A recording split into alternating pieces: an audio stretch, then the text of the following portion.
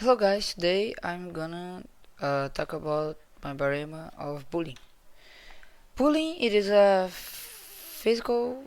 is an act of physical violence or psychological violence that is intentional and repetitive that occurs without evident motivation.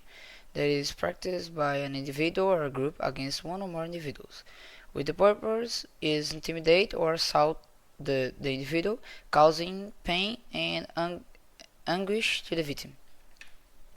The difference between the direct and the indirect bullying is that the direct is caused by aggression manifested against the victim, such as physical violence and insults.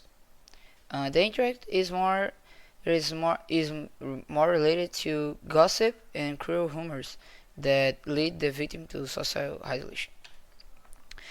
The consequence of bullying is that bullying can cause irreparable harm to the victims, like causing problems such as loss of motivation and psychological trauma. And one of the worst consequences that can happen is when the individual lost the motivation to life and commits suicide. That has some laws related to bullying. The first law is an article that establish the program of combating bullying systematic, yeah, in the entire national territory. This is in Brazil, I think. Yeah, it's in Brazil and probably in the whole world.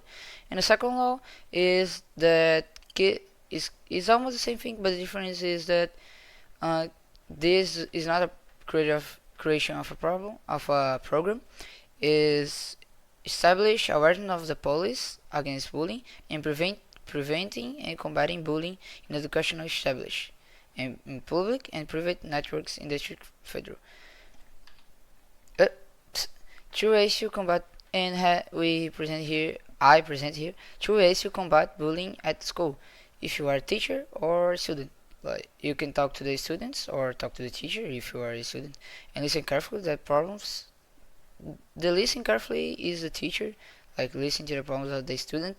Is important this because um if you hear the problems that the student like if you hear the problem that the student is passing by, you can like the student gonna feel important or gonna feel that someone cares about him, and this is gonna give him a little bit of motivation of continuing like fighting against it.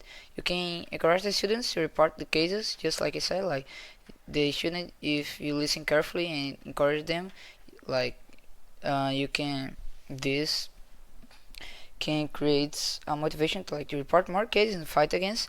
And if he fights against, like for the teacher, it's good to recognize the value and value the attitudes of the children in combating their problems. So like this is the end of the presentation. Thank you for watching.